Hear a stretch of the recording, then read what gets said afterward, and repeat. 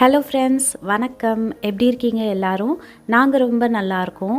இன்றைக்கி வீடியோவில் ஒரு summer drink, healthy recipes, kitchen counter top makeover, cleaning மோட்டிவேஷன்னு நிறைய விஷயங்கள் பார்க்க போகிறோம். இன்றைக்கி வீடியோ உங்களுக்கு யூஸ்ஃபுல்லாகவும் இன்ட்ரெஸ்டிங்காகவும் இருக்கும். வாங்க இப்போ வீடியோக்குள்ளே போகலாம். Welcome to Subha vlogs. சம்மரில் நம்ம நிறைய ஜூஸஸ் குடித்து பாடியை ஹைட்ரேட்டடாக வச்சுக்கிறது ரொம்ப நல்லது. இந்த ஏபிசி ஜூஸ் வீடியோ ஆல்ரெடி நான் ஷார்ட்ஸில் போஸ்ட் பண்ணியிருந்தேன். அந்த வீடியோ பார்க்காதவங்களுக்காக இந்த வீடியோ ஒரு ஷார்ட் ரீகேப். இந்த ஏபிசி ஜூஸ் பண்ணுறதுக்கு 3 பெரிய ஆப்பிள், 2 பெரிய கேரட், ஒரு பீட்ரூட் அண்ட் ஒரு துண்டு இஞ்சி சேர்த்துருக்கேன். இது எல்லாமே இந்த குவின்ஸ் ஸ்லோ ஜூஸரில் பண்ணியிருக்கேன். குவின்ஸ் ஸ்லோ ஜூஸரில் அப்படியே கூட ஃப்ரூட்ஸை போட்டுடலாம், முழுசாக போட்டுடலாம். நாங்கள் தான் அதை பெரிய பெரிய பீசஸாக கட் பண்ணி போட்டிருக்கோம். இந்த ஜூஸ் கூட உங்களுக்கு பிடிச்சிருந்ததுன்னா லெமன் கூட ஆட் பண்ணிக்கலாம். அது கொஞ்சம் டேஸ்ட்டை பேலன்ஸ் பண்ணி கொடுக்கும். இன்றைக்கி நான் லெமன் ஆட் பண்ணலை. இந்த ஸ்லோ ஜூஸர் பார்த்திங்கன்னா மோட்டர் சூடாகாமல் நியூட்ரியன்ஸை முழுசாக நமக்கு கொடுக்கும். இந்த ஸ்லோ ஜூஸர் பார்த்திங்கன்னா சக்கையை தனியாகவும் ஜூஸை தனியாகவும் பிரித்து கொடுத்துடும். சுத்தமாக இதில் ஈரப்பதமே இல்லாத அளவுக்கு நல்லா ட்ரையாக பிழிஞ்சு கொடுத்துருக்கு பாருங்கள். அந்த வேஸ்ட்டில் இப்போ எந்த நியூட்ரியன்ஸும் இருக்காது. அஃப்கோர்ஸ் அதில் ஃபைபர் எல்லாமே போயிடும். இருந்தாலுமே ஃப்ரூட்ஸே சாப்பிடாதவங்களுக்கு இது மாதிரி ஒரு ஜூஸாவது குடிச்சிக்கலாம். எங்கள் வீட்டில் ஃப்ரூட்ஸாகவும் சாப்பிடுவோம். இது மாதிரி ஜூஸாக போட்டு வச்சிட்டோன்னா பசங்க ஸ்கூலுக்கு போகிற அவசரத்தில் ஜூஸ் குடிச்சிட்டு போகிறதுக்கு கன்வீனியண்ட்டாக இருக்கும். இந்த ஜூஸை 48 ஹவர்ஸ் வரைக்கும் ஃப்ரிட்ஜில் ஸ்டோர் பண்ணி யூஸ் பண்ணிக்கலாம். ஃப்ரெஷ்ஷாக இருக்கும். இந்த ஜூஸர் தான் யூஸ் பண்ணணுன்றது கிடையாது. நம்மக்கிட்ட என்ன மிக்ஸி இருக்குதோ அதை யூஸ் பண்ணி கூட ஜூஸ் பண்ணிக்கலாம். இந்த ஏபிசி ஜூஸ் கூட மிட்டு மிஷிகாவுக்கு ஹெல்த்தியாக ஒரு அவகாடோ சாண்ட்விச்சும் செஞ்சு கொடுத்துருந்தேன். அவகாடோவை இப்படி கூட பீல் பண்ணலாம். மேலேருந்து தோலை உரிச்சிக்கிட்டே வந்தோன்னா கூட ஈஸியாக வந்துடும். இதுவும் ஒரு ஈஸி மெத்தட். ட்ரை பண்ணி பாருங்கள். 2 ப்ரெட்டை பட்டரில் டோஸ்ட் பண்ணி அதில் சில்லி சாஸ் மட்டும் போட்டுட்டு நடுவில் இந்த அவகாடோ ஸ்லைசஸை வச்சு அதுக்குள்ளேயும் கொஞ்சம் சில்லி சாஸ் போட்டுட்டேன். எக்ஸ்ட்ராவாக பட்டரோ இல்லை மயனீஸோ எதுவுமே போடலை. ஏன்னா இதுவே க்ரீமியாக இருக்கும். அந்த சில்லி சாஸும் நல்ல ஒரு டேஸ்ட்டு கொடுக்கும். அதனால் இப்படியே கொடுக்கலாம். இது நல்ல ஒரு ஹெல்த்தியான ஆப்ஷனாக இருக்கும். ஈவினிங் டைமில் பசங்களுக்கு இது மாதிரி ஒரு சாண்ட்விச் ரெசிபி செஞ்சு கொடுத்தோன்னா அவங்களுக்கும் ஒரு ஹெல்தி ஃபுட்டாக இருக்கும். நமக்கும் வேலை ஈஸியாக முடிஞ்சிடும்.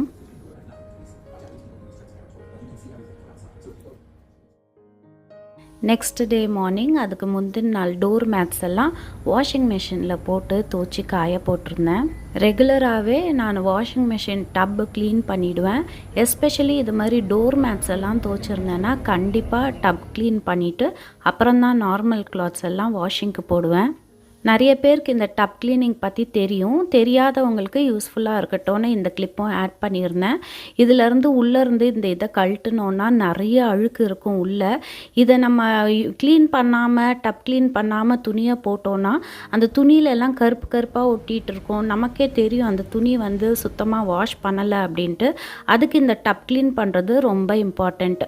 இது மாதிரி ரெடிமேடாக இதுக்குன்னே மார்க்கெட்டில் கிடைக்குது டப் க்ளீன் பண்ணுறதுக்கு வாஷிங் மிஷின் கிளீனர். இது இருந்ததுன்னா இதை யூஸ் பண்ணி கூட நம்ம டப் க்ளீன் பண்ணிக்கலாம். இங்கே பாருங்கள், அதை ஊற்றிட்டு அந்த ஃபுல் பாட்டிலை எம்டி பண்ணிடணும்.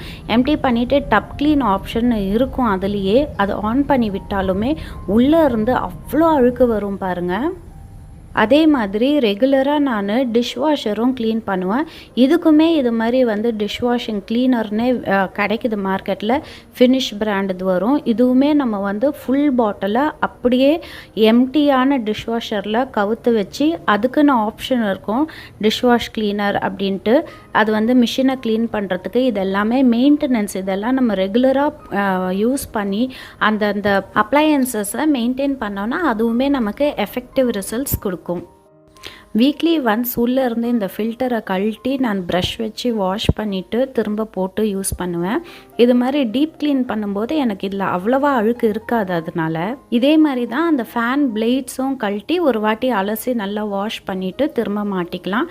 இதில் பாருங்கள், கொஞ்சம் லைட்டாக தான் அழுக்கு இருக்கும். அதனால் அதை ஜஸ்ட்டு ரன்னிங் வாட்டரில் வாஷ் பண்ணிவிட்டு திரும்ப அதை மாட்டி விட்டுறேன். இந்த ஃபினிஷ் பிராண்டோட டிஷ்வாஷர் க்ளீனர் யூஸ் பண்ணி நம்ம மிஷினை க்ளீன் பண்ணும்போது ரொம்ப க்ளீன் ஆகிடும், புதுசு மாதிரி ஆகிடும். அப்படி இது யூஸ் பண்ண வேண்டாம்னு நினச்சிங்கனாலும் வினிகர், பேக்கிங் சோடா, அப்புறம் கொஞ்சமாக டிஷ்வாஷ் லிக்விட் தண்ணியில் டைல்யூட் பண்ணி கூட நம்ம யூஸ் பண்ணலாம். இதே ப்ராசஸில் உள்ளே இருக்கிற ஃபேன், ஃபில்டர் எல்லாத்தையுமே இது மாதிரி ரன்னிங் வாட்டரில் நல்லா ரின்ஸ் பண்ணிவிட்டு திரும்ப மாட்டி விட்டுறேன். இந்த டீப் கிளீனிங் பார்த்திங்கன்னா மினிமம் 3 months ஒன்ஸ் ஆகுது பண்ணணும். மேலே இருக்கிற ஸ்டிக்கரை மட்டும் ரிமூவ் பண்ணிவிட்டு எம்டியாக இருக்கணும் டிஷ்வாஷர். எந்த பாத்திரமும் இருக்கக்கூடாது. அதில் அப்படியே ஒரு ரேக்கில், நம்ம கீழ் ரேக்கில் தான் கவுக்கணும். அதில் மேல் ரேக், கீழ் ரேக் இருக்கும் இல்லையா, அதில் கீழ் ரேக்கில் தான் கவுத்துட்டு நம்ம மிஷின் க்ளீன் அப்படின்ற ஆப்ஷனை செட் பண்ணிவிட்டு ஃபுல் ஹாட் வாட்டரில் க்ளீன் பண்ணும். இந்த சைக்கிள் முடிஞ்சு ஓப்பன் பண்ணோன்னா பார்த்திங்கன்னா அவ்வளோ ஃப்ரெஷ்ஷாக க்ளீனாக மிஷின் புதுசு மாதிரி இருக்கும். அந்த ஸ்மெல்லே நமக்கு தெரியும் எவ்வளோ ஃப்ரெஷ்ஷாக சுத்தமாக இருக்குன்னு. சைக்கிள் முடிஞ்சப்புறம் பார்த்திங்கன்னா இந்த ப்ராடக்ட் ஃபுல்லாகவே எம்டி ஆகிடும். அவ்வளோதான், அதை நம்ம தூக்கி போட்டுற வேண்டியது தான். மிஷின் நல்லா டீப் க்ளீன் ஆகிடுச்சு. சிங்கப்பூரில் உப்பு தண்ணி எதுவும் இருக்காது, தண்ணி ரொம்ப சுத்தமாக இருக்கும். அதனால் நாங்கள் டிஷ்வாஷருக்கு சால்ட் எதுவும் யூஸ் பண்ண மாட்டோம். இந்தியாவில் யூஸ் பண்ணுறதா இருந்தால் டிஷ்வாஷரில் அதுக்கு தேவையான சால்ட்டும் யூஸ் பண்ணணும். இப்போ மிஷின் பார்த்திங்கன்னா எவ்வளோ க்ளீனாக பளபளன்னு இருக்குது பாருங்கள். டிஷ்வாஷர் வாங்கணுமா, டிஷ்வாஷர் யூஸ்ஃபுல்லாக இருக்குமா அப்படின்னு நிறைய பேருக்கு டவுட் இருக்கும். எங்களுக்குமே இந்த டவுட் இருந்தது. ஆனால் நான் ரொம்ப கான்ஃபிடெண்ட்டாக இருந்தேன், இது ரொம்ப யூஸ்ஃபுல்லாக இருக்கும், ஹெல்ப்ஃபுல்லாக இருக்கும் அப்படின்ட்டு. ஆனால் என் ஹஸ்பண்டுக்கு அதில் நம்பிக்கையே இல்லை, இது வேஸ்ட்டு தான் அப்படின்னு நினச்சிருந்தாரு. ஆனால் இன்ஃபேக்ட் இது எங்களோட 2வது டிஷ்வாஷரு. அவரே அம்மா நீ டிஷ்வாஷர் வாங்கிக்கோமா, கண்டிப்பாக இந்த வீக்கில், புது வீக்கில் டிஷ்வாஷர் இருக்கணும் அப்படின்னு சொல்லிட்டு இந்த டிஷ்வாஷர் வாங்கி கொடுத்தாரு. ஃபஸ்ட்டு டைம் தான் அவர் நம்பிக்கை இல்லாத மாதிரி சொன்னார், அது எந்த அளவுக்கு யூஸ்ஃபுல்லாக இருக்கும் அப்படின்ற மாதிரி. ஆனால் அது நாங்கள் கோவிட் டைமில் வாங்கினோம். ஏன்னா எல்லாருமே வீட்டில் இருந்தாங்க. அப்போ எப்போவுமே நிறைய குக்கிங் இருந்தது, நிறைய பாத்திரம் சேர்ந்துட்டே இருக்கும், தேய்ச்சிட்டே இருப்பேன். அந்த டைமில் தான் நான் ரொம்ப ரிக்வெஸ்ட் பண்ணி அந்த டிஷ்வாஷர் வாங்கினேன். ஆனால் அந்த dishwasher height size height counter டாப்குள்ளே இதை வைக்க முடியல. அதனால நாங்கள் அதை 2 வருஷம் அங்கே யூஸ் பண்ணிவிட்டு ரொம்ப கம்மி ப்ரைஸ்க்கு ஆனால் சூப்பராக ஒர்க் பண்ணிகிட்டு இருந்ததுங்க. இங்கே தண்ணியும் சுத்தமாக இருக்கும், பவரும் அடிக்கடி ஆஃப் ஆகாது. அதனால ஃப்ளக்சுவேஷன்ஸ், எலக்ட்ரிசிட்டி ஃப்ளக்சுவேஷன்ஸ் இருக்காது. அதனால மிஷின் நல்லா மெயின்டைன் ஆகும், லாங் லைஃப் வரும். நாங்கள் வாங்கும்போதே ஃபஸ்ட்டு ப்ராடக்ட் வாங்கும்போதே நல்ல குவாலிட்டியாக எந்த கம்ப்ளைண்ட்டும் வரக்கூடாதுன்னு பாஷ் டிஷ்வாஷர் லேட்டஸ்ட் மாடல் தான் வாங்கி யூஸ் பண்ணோம். அது அவ்வளோ புது கண்டிஷனாக இருந்துச்சு. இருந்தாலுமே அது இந்த சைஸில் செட் ஆகலை அப்படின்ற ஒரு ரீசன் என் ஹஸ்பண்ட் கிட்ட நான் எவ்வளவோ சொன்னேன், பரவாயில்லைங்க இதை நம்ம ஃப்ரீ ஸ்டாண்டிங்காக வச்சுக்கலாம், இல்லை வேறு மாதிரி எதாவது வச்சுக்கலான்னா முடியவே முடியாது, பண்ணுறோம், நீட்டாக க்ளீனாக பண்ணணும் அப்படின்னு சொல்லிட்டு அதை ரொம்ப சீப் ப்ரைஸ்க்கு சேல் பண்ணிவிட்டு அதுக்கப்புறம் அவரே தான் கம்பல்சரி டிஷ்வாஷர் வீட்டில் இருக்கணும் அப்படின்ட்டு அவர் தான் டிசைட் பண்ணி இந்த டிஷ்வாஷர் இங்கே வச்சார். அந்த அளவுக்கு டிஷ்வாஷர் ரொம்ப யூஸ்ஃபுல்லுங்க. இந்த டீ வடிகட்டி எல்லாம் நம்ம கையில் என்ன தான் தேய்ச்சாலும் அவ்வளோ சுத்தமாக போகாது. ஆனால் டிஷ்வாஷரில் வச்சு க்ளீன் பண்ணி எடுக்கும்போது அந்த ஹோல்ஸ் எல்லாமே புதுசாக இருக்கும். நிறைய டீ வடிகட்டி நான் தூக்கி போடணும்னு வச்சுருந்தது இந்த டிஷ்வாஷர் யூஸ் பண்ணதுக்கப்புறம் இப்போ அது புது டீ வடிகட்டி மாதிரி இருக்குது. அந்த அளவுக்கு க்ளீனாக கொடுக்கும், ரொம்ப சாட்டிஸ்ஃபைடாக இருக்கும், நல்லா ஸ்டெரிலைஸ் பண்ணி சுத்தமாக கொடுக்கும். அதனால் டிஷ்வாஷர் வாங்கணுமா அப்படின்னு நினச்சிங்கன்னா 100% recommended. Dishwasher is very good. அதுவும் சிங்கப்பூர் மாதிரி கண்ட்ரியில் தண்ணி சுத்தமாக இருந்து பவர் ஃப்ளக்சுவேஷன்ஸ் இல்லாமல் எலக்ட்ரிசிட்டி ஸ்டேபிளாக இருந்துச்சுன்னா உங்களுக்கு எல்லா எலக்ட்ரானிக் அப்ளையன்சஸும் லாங் லைஃப் வரும். நம்ம இது மாதிரி ரெகுலராக மெயின்டைனும் பண்ணிக்கிட்டோன்னா அது நமக்கு ரொம்ப யூஸ்ஃபுல்லாக இருக்கும். So I will highly recommend the dishwasher பற்றி உங்களுக்கு எதாவது டவுட்ஸ் இருந்ததுன்னா கமெண்ட்ஸில் கேளுங்க, ஃப்யூச்சர் வீடியோஸில் ஆன்சர் பண்ணுறேன். டிஷ்வாஷர் பற்றி நிறைய பேசிட்டேன். இப்போ வாங்க கிச்சன் கவுண்டர் டாப்பும் கட்லரி ட்ரேயும் கொஞ்சம் ஆர்கனைஸ் பண்ண வேண்டியிருக்கு. கிச்சன் ஃபஸ்ட்டு இப்படி தான் இருக்குது, ஒரு ஓவர்லுக் பார்த்துக்கோங்க. கிச்சனோட இந்த கார்னரில் தான் நான் ஒரு மேக் ஓவர் கொடுக்கணும் அப்படின்னு பிளான் பண்ணியிருக்கேன். இந்த ஸ்பூன் ஹோல்டர் இந்த இடம் எல்லாம் கொஞ்சம் கிளியர் பண்ணிவிட்டு வேறு மாதிரி ஆர்கனைஸ் பண்ணணும் அப்படின்னு பிளான் பண்ணியிருக்கேன். அதுக்கு முன்னாடி உப்பு காலி ஆகிடுச்சு, உப்பு ரீஃபில் பண்ணிக்கலாம். நம்ம வீடியோவை இப்போ தான் ஃபஸ்ட் டைம் பார்க்குறீங்கன்னா இந்த ப்ராடக்ட்ஸ் எல்லாம் எங்கேருந்து வாங்கியிருக்கேன் அப்படின்ற டீட்டெயில் வீடியோ ஆல்ரெடி போஸ்ட் பண்ணியிருக்கேன். அதில் இந்த ப்ராடக்ட்ஸை டீட்டெயிலாக மென்ஷன் பண்ணியிருக்கேன். அந்த வீடியோ இன்னும் பார்க்கலன்னா கண்டிப்பாக அதையும் பாருங்கள். டிஸ்கிரிப்ஷனில் லிங்க் கொடுக்குறேன்.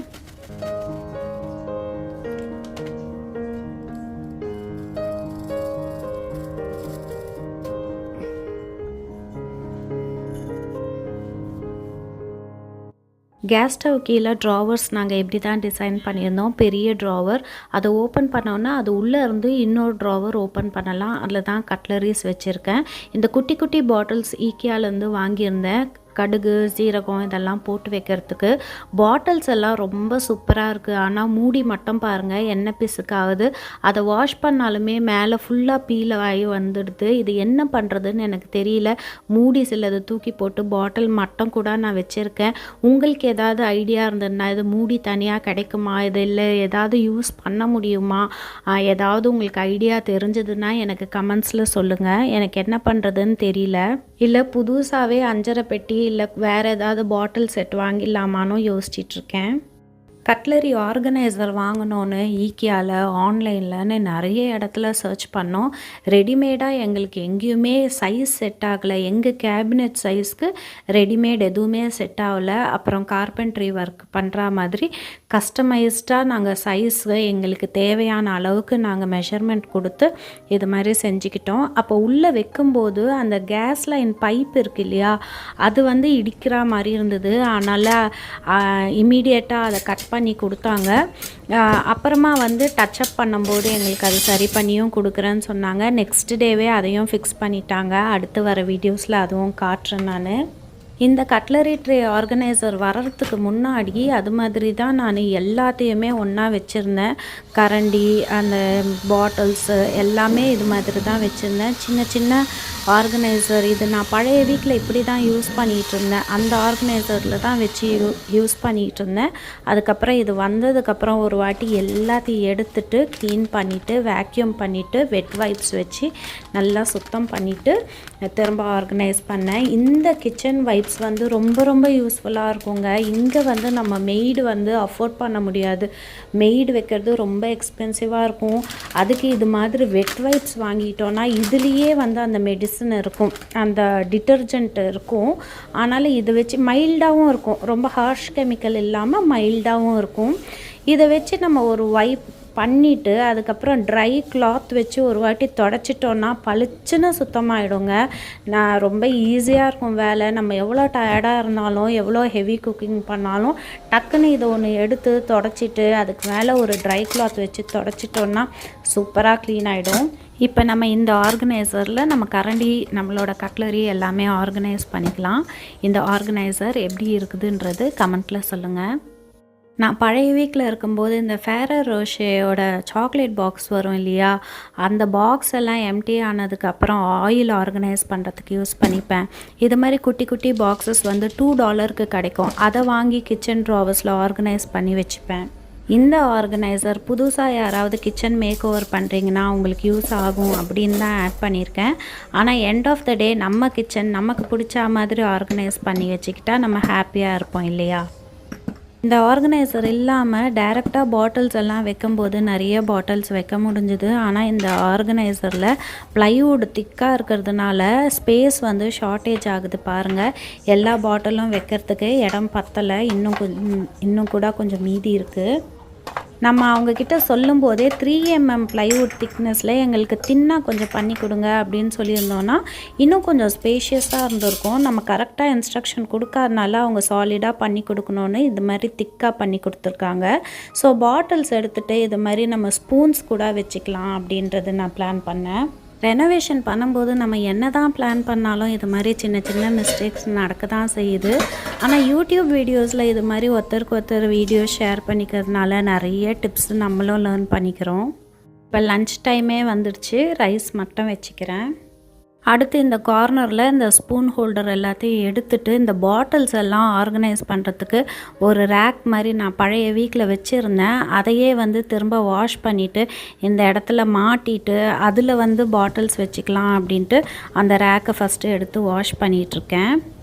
எனக்கு இன்னைக்கு கிச்சனில் க்ளீனிங் அண்ட் ஆர்கனைசிங் ஒர்க் இருக்கிறதுனால நான் முன்னாடியே பிளான் பண்ணி முருங்கைக்கீரை தொகையில் அரைச்சி வச்சுக்கிட்டேன். ஸோ அது இருக்குது. ரைஸ் மட்டும் சூடாக வச்சுக்கிட்டேன்னா அப்பளம் சிப்ஸு வச்சுட்டு முருங்கைக்கீரை தொகையில் வச்சு சாப்பிட்டா அதுவே சூப்பராக இருக்கும். நான் இப்படியெல்லாம் ஆர்கனைஸ் பண்ணணுன்னு பிளான் பண்ணிகிட்ருக்கேன் இல்லையா, ஆனால் அதெல்லாம் கரெக்டாக ஒர்க் அவுட் ஆகுதான்றது பாருங்கள். எல்லாமே ட்ரையல் அண்ட் எரர் தான். இந்த ஸ்டாண்ட் அந்த ராடில் மாட்ட முடியுமா அப்படின்றத செக் பண்ணி பார்க்காமலே நான் கடகடன்னு எடுத்து வாஷ் பண்ணி எல்லாத்தையும் தொடச்சி ரெடி பண்ணி வச்சிட்டேன். ஏன்னா பழைய வீக்கில் நான் இது மாதிரி தான் இந்த ஸ்டாண்டை மாட்டி இப்படி தான் அந்த பாட்டில்ஸ் எல்லாம் வச்சு ஆர்கனைஸ் பண்ணி யூஸ் பண்ணியிருந்தேன். நீங்கள் பழைய வீடியோஸ் போய் பார்த்தீங்கன்னா தெரியும். மாட்டி பார்க்கும்போது தான் தெரியுது செவுத்துக்கும் இந்த ராடுக்கும் ஸ்பேஸிங் ரொம்ப கம்மியாக இருக்குது. இது நல்லா ஹெவி ஸ்டாண்டு, நல்ல கொஞ்சம் ஸ்பேஸிங் இன்னுமே வாலுக்கும் அந்த ராடுக்கும் இருக்கணும். பார்த்தீங்கன்னா கேப் வருது. இந்த பாட்டில்ஸ் எல்லாம் வச்சு அரேஞ்ச் பண்ணி பார்த்தா நல்லாவே இல்லை. தெரிஞ்ச பையன்தான் இந்த ராடை மாட்டி கொடுத்தது. அவன் மாட்டும் போதே சொன்னான், அக்கா நான் நிறைய ஸ்க்ரூ எல்லாம் ட்ரில் பண்ண மாட்டேன், நீங்கள் எப்படியும் என்னை கொஞ்சம் நாளில் திரும்ப கூப்பிட்டு இதை ஏதாவது மாற்ற சொல்லுவீங்க, அதனால் இப்போதைக்கு ஒரே ஒரு ஸ்க்ரூ மட்டும் மாட்டி கொடுக்குறேன் அப்படின்னு என்னை பற்றி நல்லா தெரிஞ்சு தான் அது மாதிரி சொல்லிட்டு போயிருக்காங்க போல இருக்கு. நினைக்கலாம் பழைய வீட்டில் இருந்த ராடே கொண்டு வந்து இங்கே யூஸ் பண்ணியிருக்கலாம்ல அப்படின்னு. ஆனால் அதை அங்கே ட்ரில் பண்ணி மாட்டினதுனால எனி ஃபிக்ஸ்டு ப்ராடக்ட் நம்ம கழட்டி கொண்டு வரக்கூடாது. இது மாதிரி மூவபிள் ப்ராடக்ட்ஸ் மட்டும்தான் ரிமூவ் பண்ண முடியும். நம்ம ட்ரில் பண்ணி அதை ஸ்க்ரூ பண்ணி ஃபிக்ஸ்டாக இருந்துச்சுன்னா அதெல்லாம் கழட்டக்கூடாது. அதனால தான் இங்கே புது ராடு வாங்கி அதில் இது செட் ஆகாமல் போயிடுச்சு. அப்புறம் ரொம்ப டிசப்பாயின்மெண்ட்டோடு எல்லாத்தையும் கழட்டி வச்சுட்டேன். கார்னரில் இது மாதிரி ஆர்கனைஸ் பண்ணணும்னு ஆல்ரெடி நான் மைண்ட் ஃபிக்ஸ் பண்ணியிருந்தேன். அதனால் அதே மாதிரி ஈக்கியாவில் வாங்கின ஒயிட் கலர் ஸ்டாண்ட் மேலே இது மாதிரி திங்ஸ் எல்லாம் வச்சு இது மாதிரி ஒரு மேக் ஓவர் கொடுத்துருக்கேன். எப்படி இருக்குன்னு சொல்லுங்கள். அந்த ஸ்பூன்ஸ் எல்லாம் உள்ளே வச்சுருந்ததை பார்த்துட்டு என் ஹஸ்பண்டும் பசங்களும் நாங்கள் ஒரு வாட்டியும் ஸ்பூன் எடுக்கும்போது இந்த ட்ராவரை திறந்து ஸ்பூன் எடுக்க கஷ்டமாக இருக்கும், நீங்கள் கவுண்டர் டாப் மேலேயே வச்சிட்டிங்கன்னா நாங்கள் ஈஸியாக எடுத்துப்போம் அப்படின்னு சொன்னாங்க. அதனால் நான் திரும்ப பாட்டில்ஸ் எல்லாத்தையும் உள்ளே வச்சு ஸ்பூன்ஸ் எல்லாத்தையும் கவுண்டர் டாப் மேலேயே அந்த ஸ்பூன் ஹோல்டரில் வச்சுருக்கேன்.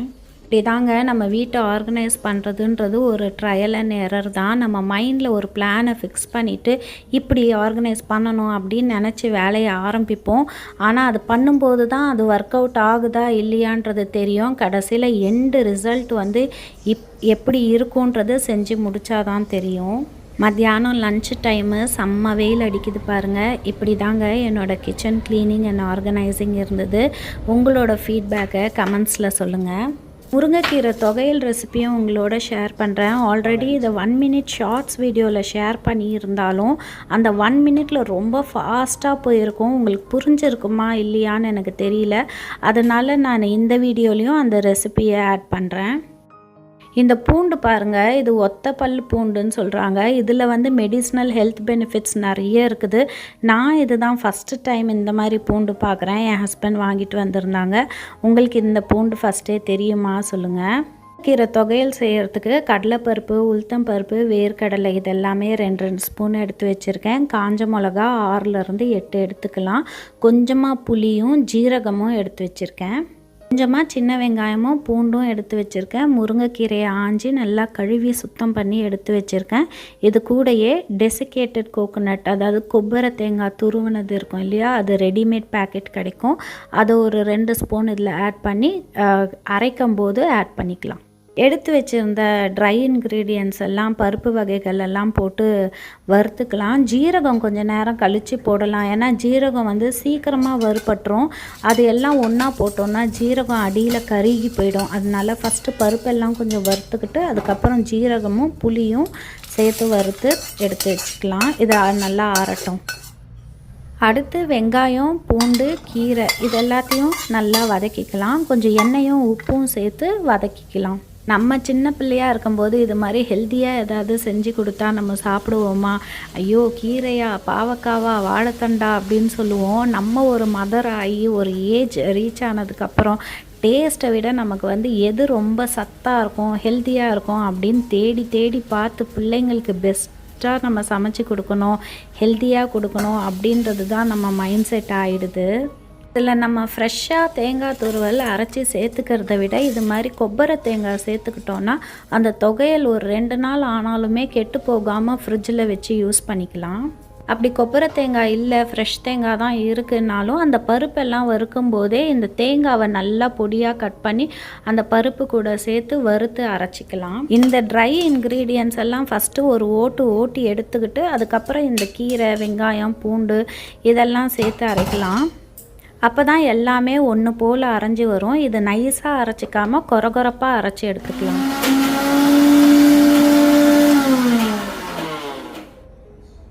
ஒரு வாட்டி அரைச்சிட்டு திரும்ப கொஞ்சமாக தண்ணி சேர்த்து திரும்ப அரைச்சிக்கலாம். அப்போ தான் அது கரெக்டாக அரைப்படும்.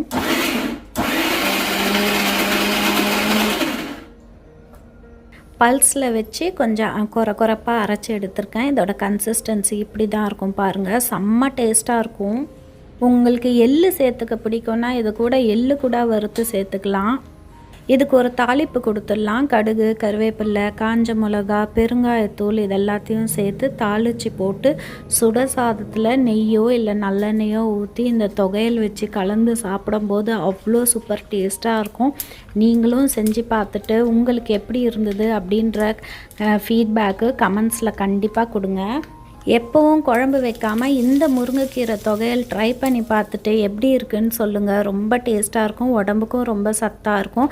கீரையாக செஞ்சோன்னா எடுத்து தனியாக வச்சிடுவாங்க. இது மாதிரி தொகையெல்லாம் அரைச்சி கொடுத்துட்டோன்னா கண்ணுக்கு தெரியாமல் சாப்பிட்டுடுவாங்க. கண்டிப்பாக ட்ரை பண்ணிவிட்டு எப்படி இருக்குன்றத ஃபீட்பேக் சொல்லுங்கள். இன்றைக்கி வீடியோவில் உங்களோட நிறைய விஷயம் ஷேர் பண்ணிக்கிட்டேன். உங்களுக்கு இந்த வீடியோ பிடிச்சிருந்ததுன்னா சேனலை சப்ஸ்கிரைப் பண்ணி நோட்டிஃபிகேஷன் பெல்லையும் கிளிக் பண்ணி வச்சுக்கோங்க. இன்னும் ஒரு நல்ல வீடியோவில் மீட் பண்ணுறேன். until then take care, bye bye.